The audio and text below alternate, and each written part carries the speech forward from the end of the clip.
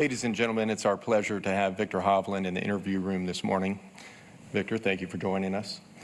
This will be your fifth Masters appearance, a resume that includes low amateur honors in 2019, as well as a first-round co-lead last year. How has your preparation for the Masters tournament evolved over the years? That's a great question. I feel like I've kind of done different things every single year. Still don't really know what exactly I need to do. I think it's something that I just kind of do off the cuff. Some years I feel like I might have to play the golf course a little bit more.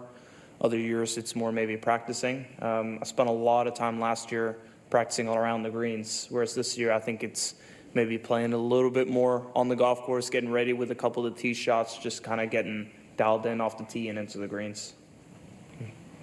With that, we'll open it up to some other questions, which we'll have in both English and Norwegian.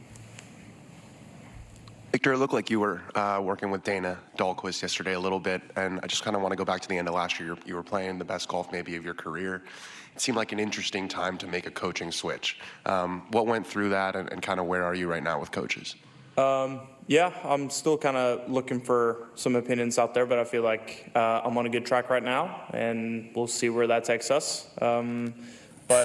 Yeah, I mean, it's one of those things like I was playing great golf last year, but it's not like I'm trying to change my golf swing. It's just sometimes the game of golf, you try to do the same every day, but then, things aren't the same every day when you go to the golf course. And I took a huge break after last year, and when I came back, things were a little bit different, and I had to kind of find my way back to where I think I'm going to play my best golf. And even at the end of the last year, I still felt like, yeah, I was playing great, but I got a lot out of my game, and it didn't necessarily feel sustainable. But it's not like I consciously went in and said, hey, we're going to change everything up. Was it just a function of kind of needing a different voice? Yeah, it just, always trying to learn. But at the same time, I just felt like I got to basically the pinnacle of what my golf swing was able to do last year. And just when I keep looking back at my swings from 2020, 2021, I just really had more control of the golf ball, in my opinion. And, because during the Scottish Open and the British Open last year, I was on the range for probably 7-8 hours after every single round, just trying to kind of figure it out a little bit. So it was honestly, like, I knew I was playing good golf, but came a little bit of a surprise that I was able to win the FedEx Cup right after that. But I still felt like that issue kind of had to be discussed and kind of figured out, and that's kind of what I'm doing now. Luke? Hey, Victor. I'm curious, when you're working through a few tweaks in your technique, be it body tilt or grip or whatever it is, how long does it take you for those changes to kind of bed in and really start feeling comfortable and to the point where you don't have to think about them anymore? Usually not that long. It kind of depends. Most of the time in my career, if I've had an issue and I need to work on something, and I did this even in college, I would just get right behind a mirror or something, and I'll hit balls, do a lot of slow motion swings, and just really feel the changes and groove the movement. And if I can do it at a slower pace, then I'll just keep ramping it up until it feels more comfortable.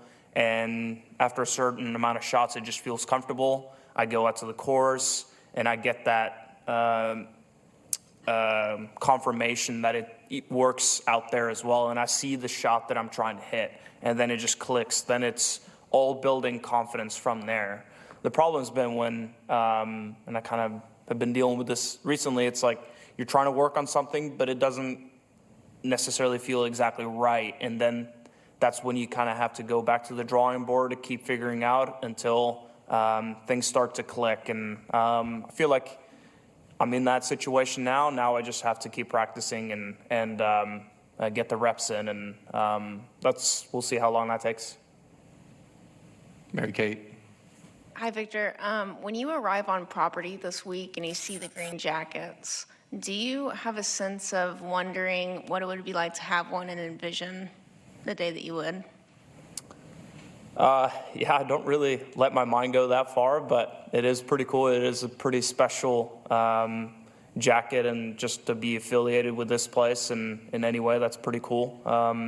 Just being here is pretty special, so I'm trying to enjoy that, and certainly have to take care of a lot of stuff until we get there, hopefully on Sunday. But yeah, I'm just enjoying every minute. Victor, when you are grinding, like you said, for 6-7 hours on the range, what is it like at the end of that? Do you feel satisfied? Do you feel, just getting closer to the answers? It depends. Sometimes not. Sometimes you feel like you are making progress. I would say a little bit recently it hasn't been that satisfactory. But at the same time, it's like either if you don't see the results, you can always learn something. So if you didn't get better, okay, well, what did I try to do today? And then okay, well, that doesn't work, then we need to try something else. So you can always learn something, and it's all a process. It goes up and down in the game of golf. But if you, if you're always trying to see results at the end of the day, every single day, you can get pretty disappointed a lot. So I'm always learning, but hopefully more satisfactory range sessions than not, for sure. Just one follow. How do you know when you're done for the day? When your body's too fatigued, or hopefully you'd like to end the range session with kind of some answers, and okay, well, this was an improvement today, and then hopefully you come back the next day and build upon that same thought and just kind of see where that takes you. I'd say that's the goal. Gabrielle. Victor, when you are tinkering with your swing like you are right now, does it change your goals or expectations for the week, like coming into the Masters? How does it change your expectations or goals?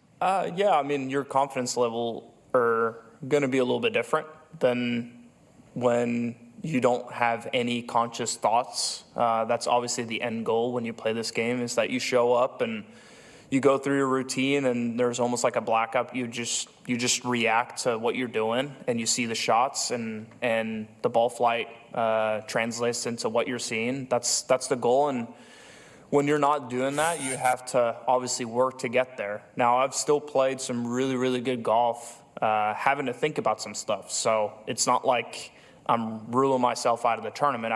I'm just aware that, hey, we have some additional challenges that I haven't had in a while, but that's how it goes. Sean. Talked about each year, your prep here being maybe a little bit different and playing more in these days leading up to the tournament. How do you kind of ascertain what you need to do on the practice round days, and what are you trying to see out on the golf course? Yeah, I mean, well, I've been on the range so much, so I haven't played too much on the golf course. So I figured it's a good idea to play the golf course a few more times than I normally would have. But at the end of the day, they made a few changes out here on the golf course, and it's nice to just get out there and clear them or remember some of the places where to hit it and where not to hit it. But at the end of the day, if you just hit the right shots, if your technique is good and your course management is good, you're probably going to play well. So that is the number one thing.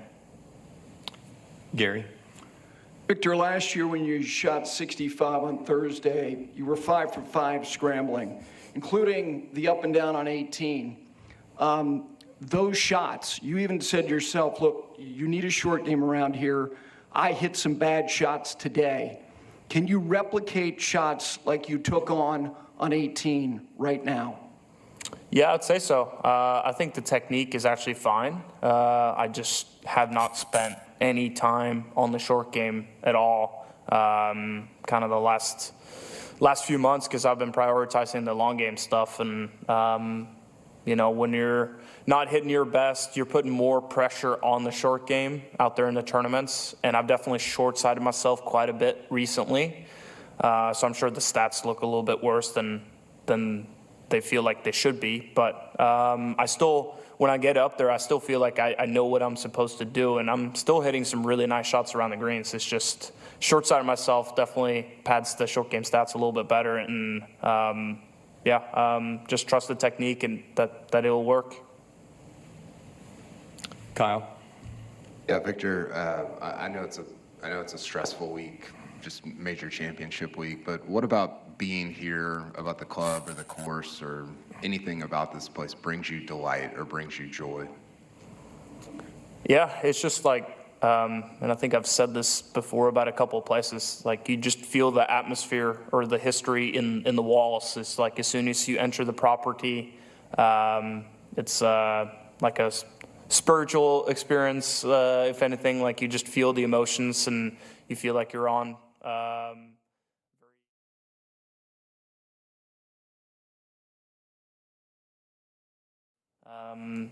championships that have been played before. You remember the highlights, and it's just cool to be a part of that. So there's just a lot of gratitude and just excitement to get the tournament going and hopefully put your name in that list as well. So just super excited to be here. Ann? Hi, Victor. What has it been like for you to see some of the players that you perhaps haven't seen in a while? Phil and Brooks and John Rahm. Has there been a lot of camaraderie out there? Yeah, a little bit. I didn't get to see a whole lot of guys yesterday. I saw a couple, and it was nice to chat a little bit, but obviously I'm busy doing my preparations, and they're busy doing their preparations, but there are certainly a couple of the guys out there that I miss, and I think it's good that we get to meet and get to play against each other again. And hopefully everyone at home will enjoy seeing everyone kind of play against each other. Abraham? Victor, what's your best memory about 2019, and what advice can you tell to all the amateurs on the field? It's hard to pick just one or two, but having Coach Bratton on the bag was really special. Staying in Butler's cabin one night was pretty cool. Obviously becoming low amateur and sitting there with Tiger Woods, he won in 2019 and hit a couple of really, really nice shots on 15 that I'll always remember, just hooking a 6-iron around there, hitting the green two out of 2 times. So I was pretty happy with that. Other than that, I mean, it's as advice for amateurs, it's a really special week, and just enjoy it. And I think obviously you want to do well and show everyone what you can do, because if you're an amateur player in here, yeah, you're an amateur. No one really expects you to play that great, but I know that if you get in here, you are capable of playing some great golf. But I think the more you put pressure on yourself, I think it goes against you. Just kind of show up and enjoy the week and try to be as calm and just enjoy yourself as much as possible. And I think it'll be easier to play your best. And obviously, I think it's very smart to get together with a couple of veterans that have played out here a lot of times and get some practice rounds in with them. I remember I played with Bernhard Langer, one of my first few practice rounds in 2019, and it was just really cool watching him go about his business and watching him play, and certainly learned a lot. And it's just you can really pick some of those guys' brains, and it'll really help your game. DJ?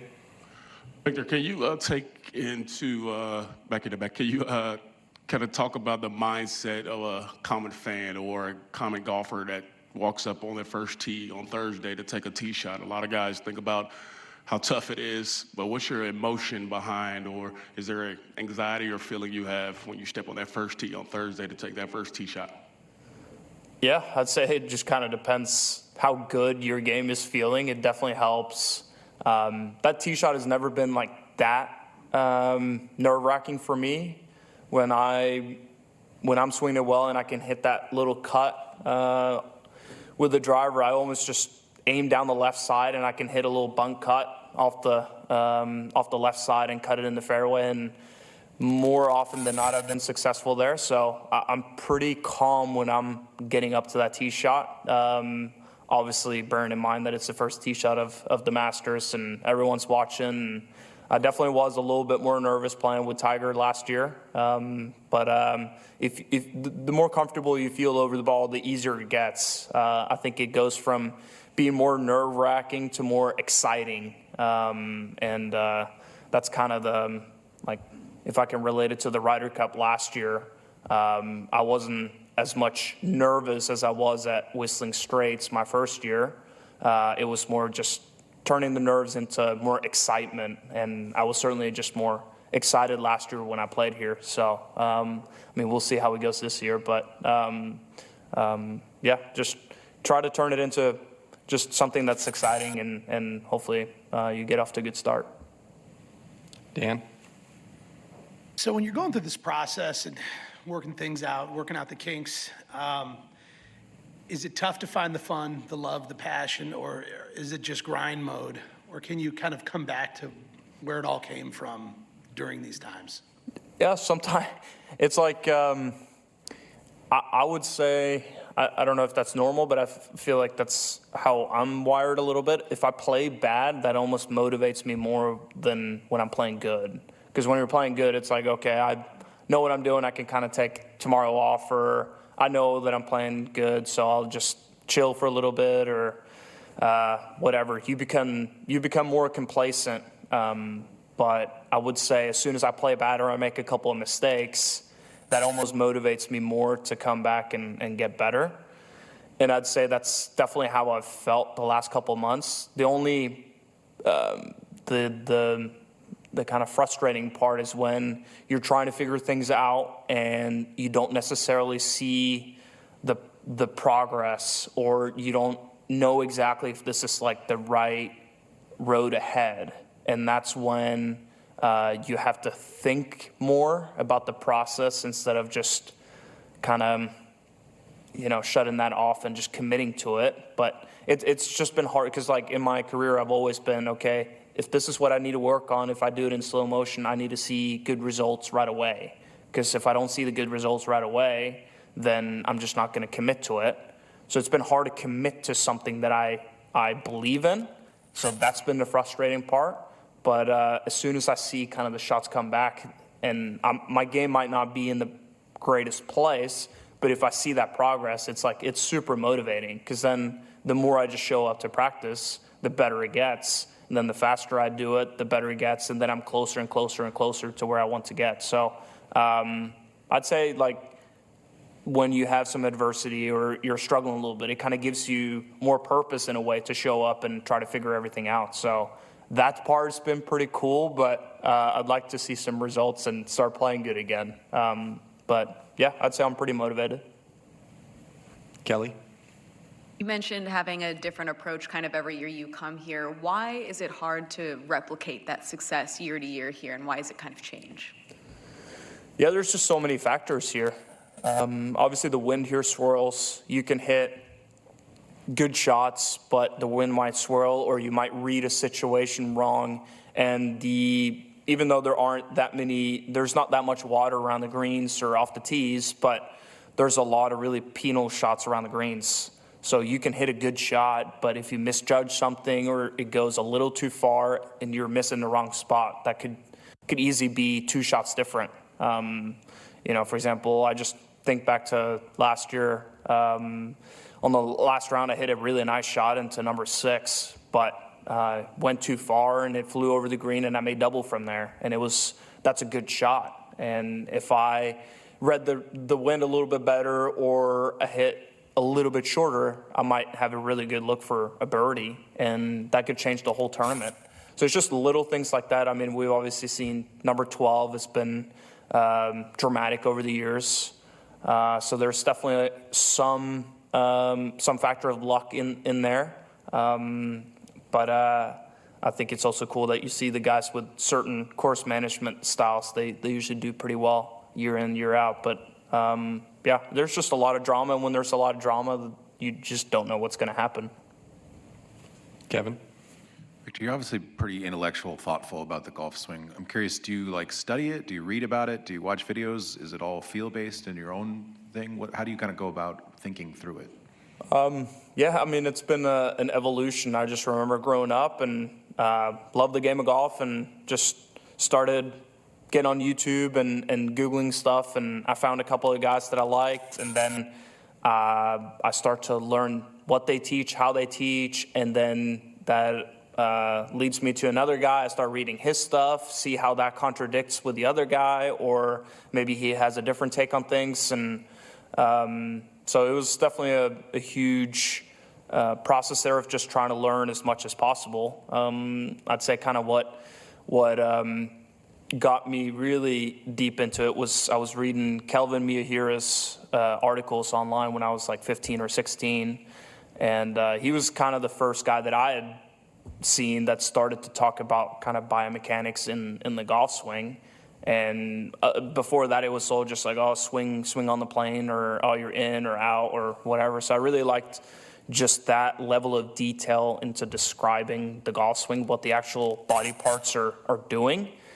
And that obviously leads you to a different rabbit hole. And then now I'd say kind of everything is more biomechanics and forces and torques and how that affects the golf club and the golf swing. But I'm not trying to spend too much time into reading about that. It's more, okay, how can I use that information to improve my own golf swing? Because that's, at the end of the day, I'm a golfer and trying to help myself. I'm not trying to understand everyone else's golf swings. But I think it's neat to have an understanding about that stuff. And the more information you have, in my opinion, it can only help you.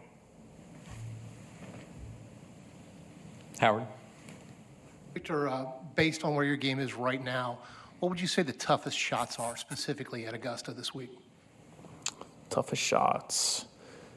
I think right now with the greens being a little firm, you definitely have to be able to hit like higher iron shots and be able to stop it into greens, into small sections. Because the thing is, when it's windy out there, you kind of want to hit a little lower shot into some of those greens. But if the greens get firm, they're bouncing too far. So it's kind of having the in-between shot where you can still hit it high and spin it and stop it on the green, but they're still flying strong through the wind and into some of those sections. I just played 9 holes, the back 9 yesterday, and some of where the pins were at, it was hard to get close. Obviously that starts a different kind of discussion if it's worth taking on those pins, or maybe the course management has to change. So there's so many just small details and nuances that you have to kind of prepare and get ready for. Any specific holes that you know you're preparing for? Not really. I mean, it's just kind of getting the shots down and getting the belief in the skill set, and then I think it's just being smart on some of those holes, like 12, for example.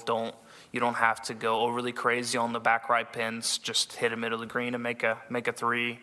15 I think is a fun one. Just how the course management kind of changes a little bit on the certain pins. I think I looked at the